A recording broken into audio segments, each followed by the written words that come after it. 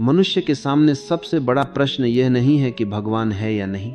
सबसे बड़ा प्रश्न यह भी नहीं है कि स्वर्ग है या नरक। सबसे बड़ा प्रश्न है, मैं कौन हूं? तुमने कभी सोचा है कि हम सारी जिंदगी अपने बारे में ही गलतफहमियों में जीते रहते हैं? बचपन से हमें बताया गया तुम्हारा नाम यही है, तुम्हारे माता पिता ये हैं, तुम्हारा धर्म यह है, तुम्हारा देश ये है। लेकिन क्या नाम ही तुम्हारी पहचान है? नाम तो बदला जा सकता है। क्या धर्म ही तुम्हारी पहचान है?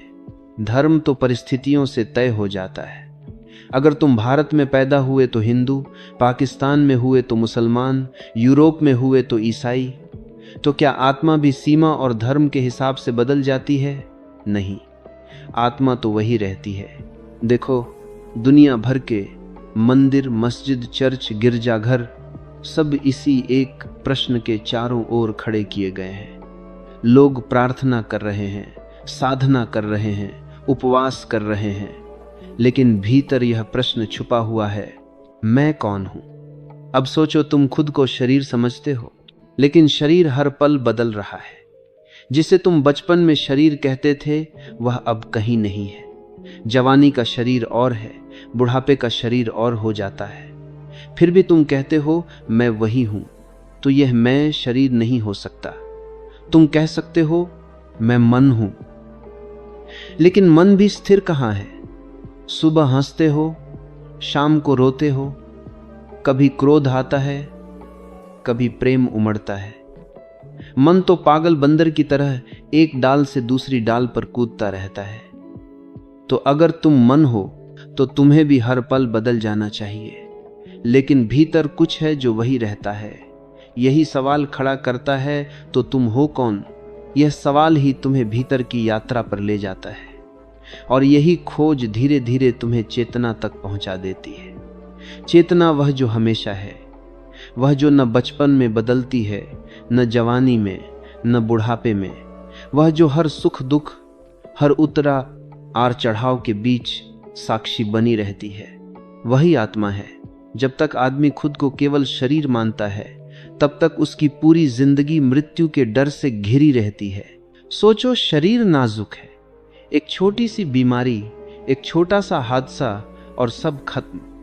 अगर तुम यही मान लो कि मैं शरीर हूं, तो मृत्यु तुम्हें हमेशा पीछा करती रहेगी। फिर जीवन केवल सुरक्षा का खेल बन जाता है। क्या खाएं कि शरीर सुरक्षित रहे, कैसे जिएं कि बीमारी न हो, कैसे बचें कि मौत दूर रहे। लेकिन मृत्यु तो निश्चित है। तुम लाख कोशिश करो, शरीर बचने वाला नहीं। और अगर तुम कहते हो मैं मन हूं, तो भी परेशानी खत्म नहीं होती। मन का स्वभाव ही अस्थिरता है। कभी हंसी आती है, कभी आंसू बहते हैं, कभी गुस्सा उमड़ता है, कभी प्रेम।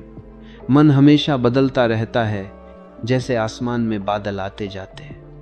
अगर तुम मन को मैं मानते हो, तो तुम्हारी पहचान भी बदलती रहेगी।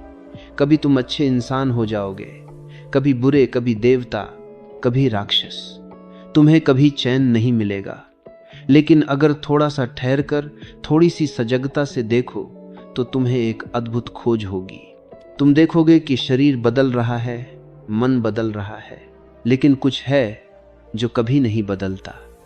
बचपन में भी वह था, जवानी में भी वही है, बुढ़ापे में भी वही रहेगा। जब तुम रोते हो तब भी वह मौजूद है, जब तुम हंसते हो तब भी वह मौजूद है, जब तुम सोते हो तब भी वह गवाही दे रहा होता है। वह है चेतना। यही तुम्हारा असली घर है। शरीर तो जैसे कपड़े हैं जिन्हें तुम पहनते हो और छोड़ देते हो। मन तो जैसे एक उपकरण है जो विचारों के रूप में चलता है, लेकिन चेतना वह तुम्हारी जड़ है, तुम्हारा केंद्र है, तुम्हारा शाश्वत स्वरूप है। याद रखो, शरीर तुम्हारा घर नहीं है, मन तुम्हारा घर नहीं है। तुम्हारा असली घर चेतना है, जहां कोई भय नहीं, कोई बदलाव नहीं, केवल शांति है।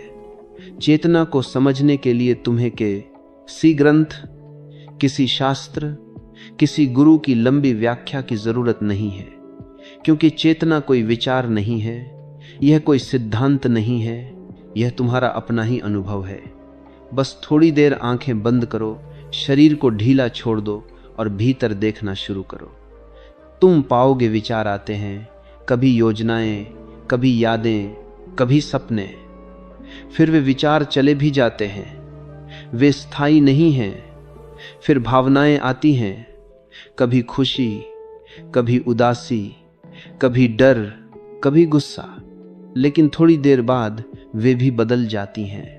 कोई भी भावना हमेशा के लिए नहीं टिकती।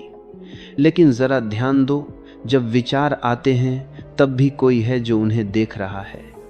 जब विचार चले जाते हैं तब भी वही देखने वाला मौजूद है। जब भावनाएं उठती हैं तब भी कोई है जो उन्हें महसूस कर रहा है। जब भावनाएं मिट जाती हैं तब भी वही मौजूद है। यही देखने वाला, यही जानने वाला ही तुम्हारा असली स्वरूप है। वह विचार नहीं है, क्योंकि विचार तो आता जाता है। वह भावना नहीं है, जो मति की सरभावना नहीं है, क्योंकि भावनाएं तो बदलती रहती हैं। वह मन भी नहीं है, क्योंकि मन तो उछलता कूदता रहता है। वह जो हर चीज का साक्षी है, वह जो हर चीज को देखता है पर खुद कभी नहीं बदलता, वह है चेतना। और यही चेतना ही तुम्हारी आत्मा है। देखो, यह कोई कठिन साधना नहीं है। यह तो अभी इसी क्षण तुम्हारे भीतर उपलब्ध है। अभी तुम सुन रहे हो तो सुनने वाला कौन है? अभी तुम समझ रहे हो तो समझने वाला कौन है? अगर तुम थोड़ा गहराई से देखो तो पाओगे तुम वह शरीर नहीं जो बाहर बैठा है, तुम वह मन नहीं जो विचार कर रहा है, तुम वही हो जो सबको जान रहा है।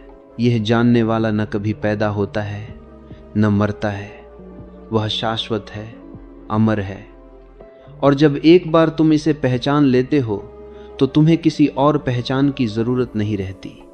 तुम्हारा नाम, तुम्हारा धर्म, तुम्हारा समाज, तुम्हारी सफलता सब झूठी पहचाने हैं। तुम्हारी असली पहचान सिर्फ यही है, तुम चेतना हो। लोग आत्मा को खोजते हैं जैसे कोई चीज खो गई हो, जैसे किसी का चश्मा खो गया हो और वह हर जगह ढूंढ रहा हो, कभी मेज पर, कभी बिस्तर पर, कभी किताब के अंदर। लोग सोचते हैं कि आत्मा भी कहीं शरीर के भीतर छुपी होगी, जैसे दिल में या दिमाग में या किसी खास जगह पर। लेकिन यह खोज ही गलत दिशा में है। आत्मा कोई वस्तु नहीं है, वस्तु हमेशा बाहर होती है। तुम पत्थर को छू सकते हो, पानी को पकड़ सकते हो, फूल को सूंघ सकते हो, लेकिन आत्मा को तुम न छू सकते हो, न पकड़ सकते हो, न देख सकते हो। क्यों? क्योंकि आत्मा वस्तु नहीं है, आत्मा तो तुम्हारा ही होना है। वह तो तुम्हारी उपस्थिति है। जैसे दीपक जलता है तो प्रकाश अपने आप फैलता है।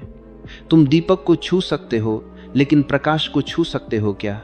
प्रकाश तो केवल अनुभव किया जा सकता है। वैसे ही शरीर एक दीपक है, लेकिन जब जीवन का दीपक जलता है तो चेतना की रोशनी चारों ओर बिखर जाती है। तुम चेतना को पकड़ने की कोशिश करते हो, लेकिन जैसे ही तुम पकड़ने की कोशिश करते हो वह हाथ से फिसल जाती है, क्योंकि पकड़ना वस्तु के लिए है और चेतना वस्तु नहीं है, वह तो तुम्हारी ही प्रकृति है। क्या तुम्हें कभी यह सवाल करना पड़ता है कि क्या मैं हूं? नहीं। होने का अनुभव तो हमेशा है। तुम हो, यही सबसे बड़ी सच्चाई है। पर यह होना ही आत्मा है। जब तुम कहते हो मैं हूं, तो यही मैं हूं आत्मा की सबसे पहली झलक है। लेकिन जब तुम कहते हो मैं यह हूं या मैं वह हूं, तो तुम वस्तुओं से खुद को जोड़ लेते हो।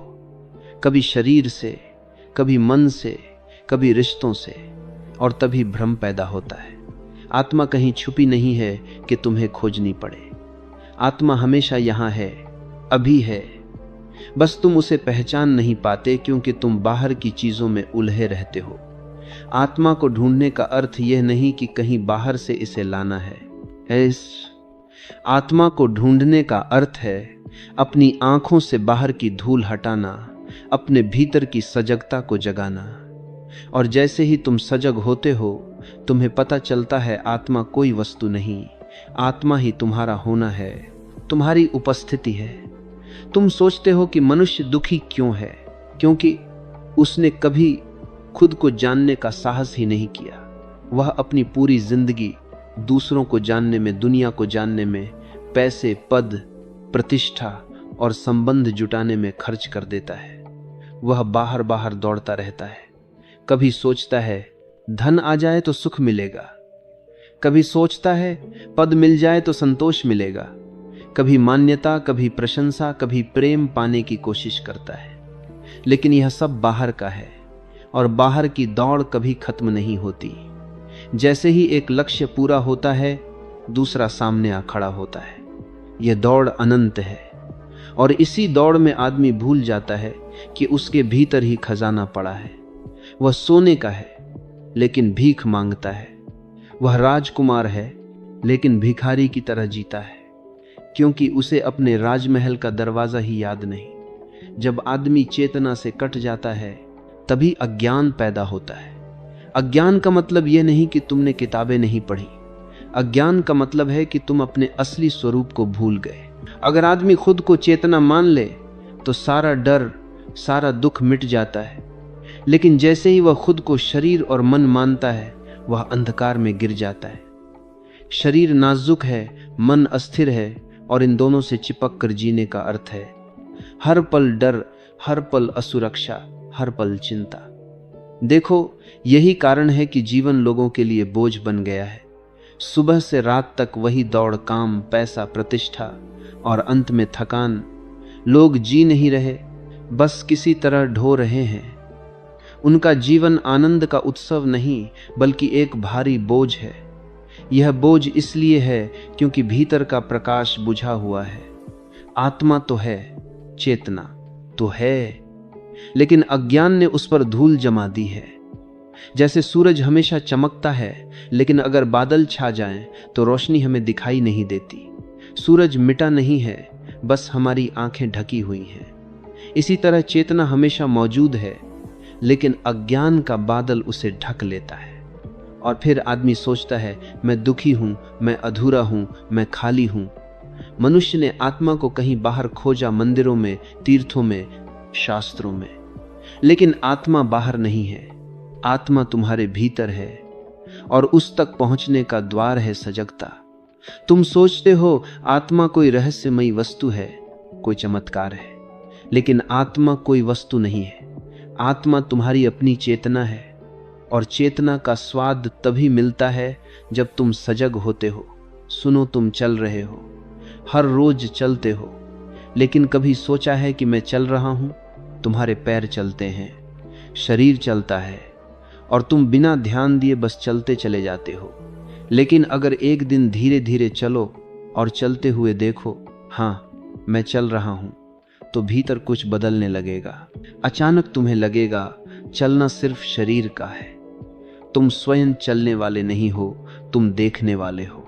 यही सजगता है। जब तुम खाते हो, आमतौर पर तुम बिना देखे खा जाते हो। खाना तुम्हारे लिए सिर्फ आदत है, बस मुंह चल रहा है। लेकिन अगर खाने बैठो और हर कौर को देखो, उसका स्वाद लो, उसकी गंध को महसूस करो और भीतर साक्षी बने रहो, तो अचानक एक गहराई खुलती है। तुम पाते हो शरीर खा रहा है, मन स्वाद ले रहा है, लेकिन तुम तो केवल देखने वाले हो। यही सजगता है। तुम बोलते हो, रोज बोलते हो, लेकिन जो बोल रहा है उसे कभी देखा? शब्द आते हैं, जुबान से निकलते हैं। कभी रुककर देखना ये शब्द कहां से आ रहे हैं, कौन बोल रहा है। अगर तुम भीतर साक्षी बने रहो तो पता चलता है शब्द शरीर और मन के माध्यम से बह रहे हैं, लेकिन तुम तो मौन साक्षी हो। तुम बोलने वाले नहीं, तुम देखने वाले हो। यही रहस्य है। सजगता ही आत्मा का द्वार है। तुम जो भी करो उसमें सजगता ला दो। चलो, सजग होकर चलो। खाओ, सजग होकर खाओ। सोचो, सजग होकर सोचो। और फिर देखना, धीरे धीरे एक अद्भुत अनुभव होता है। तुम्हें एहसास होगा मैं शरीर नहीं हूं, मैं मन नहीं हूं, मैं सिर्फ चेतना हूं।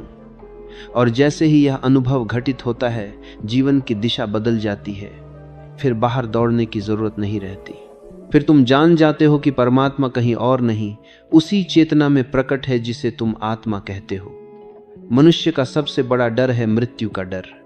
मृत्यु केवल एक परिवर्तन है, लेकिन यह सत्य केवल वही जान सकता है जिसने सजगता के माध्यम से अपनी चेतना को छू लिया हो, अन्यथा मृत्यु बाहर से बड़ी भयावह लगती है। तुम सोचते हो सब खत्म हो जाएगा, तुम्हारी दौलत, तुम्हारा परिवार, तुम्हारी पहचान सब छिन जाएगा, और क्योंकि तुमने कभी अपने भीतर झांक कर नहीं देखा, तुम डरते हो। लेकिन जिसने भीतर देखा, जिसने आत्मा को जाना, उसके लिए मृत्यु एक उत्सव बन जाती है। वह मुस्कुराकर मृत्यु को गले लगाता है, क्योंकि उसे पता है मैं शरीर नहीं हूं, मैं मन नहीं हूं, मैं चेतना हूं, और चेतना अमर है, शाश्वत है, अनादि है। मृत्यु तुम्हारा अंत नहीं है। मृत्यु तो केवल एक द्वार है नए जीवन में प्रवेश का, और जो सजग है, जो जागा हुआ है, उसके लिए मृत्यु भी एक गहरी नींद जैसी हो जाती है, जिसमें सुबह नया सूर्योदय होता है। जिस क्षण आदमी अपनी चेतना को जान लेता है, उसी क्षण उसका जीवन रूपांतरित हो जाता है, क्योंकि तब उसे यह स्पष्ट दिखाई देने लगता है कि मैं अकेला नहीं हूं, मैं वही चेतना हूं जो सब में बह रही है। लेकिन प्रश्न यह उठता है कि इसे जाना कैसे जाए। सिर्फ बौद्धिक समझ काफी नहीं है। किताबें पढ़कर, शास्त्र रटकर या बहस करके आत्मा का अनुभव नहीं होता। अनुभव की राह एक ही है, ध्यान। ध्यान का अर्थ है भीतर उतरना, भीतर उस जगह तक पहुंचना जहां न कोई विचार है, न कोई कल्पना, न कोई शोर, जहां केवल शांति है, जहां केवल मौन है, जहां केवल साक्षी भाव है। जब तुम आंख बंद करते हो और अपने भीतर झांकते हो, तो सबसे पहले तुम्हें विचारों की भीड़ मिलेगी। मन लगातार भागता है कल की यादों में, भविष्य की योजनाओं में, कभी खुशी, कभी दुख, कभी आशा, कभी निराशा। मन एक बंदर की तरह कूदता रहता है।